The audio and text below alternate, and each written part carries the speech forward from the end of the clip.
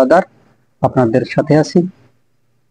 প্রথমে আসি আমরা যে বাংলাদেশের ছাত্র আন্দোলন বর্তমানে প্রকাট আকার ধারণ করছে। তারা কোটা সংস্কারের দাবিতে তারা রাজপথে নেমেছে।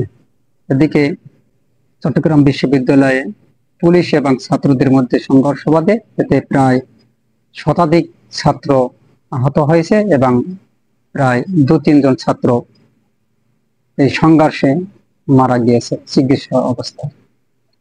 ঢাকা বিশ্ববিদ্যালয়ে পুলিশের সাথে মারাত্মকভাবে সংঘর্ষ হচ্ছে এবং তাদের ছাত্রদের একটাই দাবি, তারা এই কোটা সংস্কার দাবি না মানলে হাইকোর্ট যদি তাদের রুলস স্থাপিত না করে তাহলে তারা কখনো ঘরে ফিরে যাবে না এবং এই আন্দোলন চালিয়ে যাবে। সরকার তাদের চিন্তা ভাবনার চেতনা কতটুকু পরিপন্থী কেউরই জানা নেই এবং সাংবাদিকরা তারা শুধু একটা নিউজ নিয়ে পড়ে আছে। তারা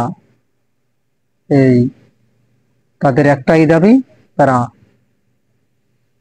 5% বেশি কোঠা থাকতে পারবে না।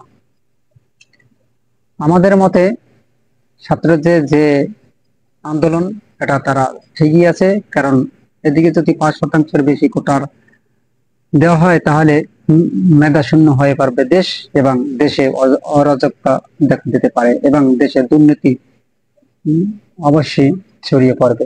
এখনই অনেক দুর্নীতি ছড়িয়ে পড়ছে, এমন কোনো আমলা নেই যে তারা দুর্নীতির সাথে জড়িত নেই।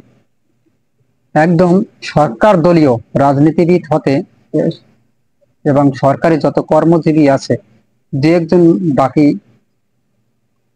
বাদে প্রায় সবই কোটি কোটি টাকা ইনকাম করে বিদেশে পাচার করছে এবং কিছু কিছু লোক কোটি কোটি টাকার প্লট কিনছে এবং ফ্ল্যাট বাড়ি গাড়ি সবকিছু করছে। এর প্রমাণ হলো আবেদ আলী, একজন ড্রাইভার, তিনি কোটি কোটি টাকা ইনকাম করে বর্তমানে তিনি আল্লাহ রাস্তায় দান করছে।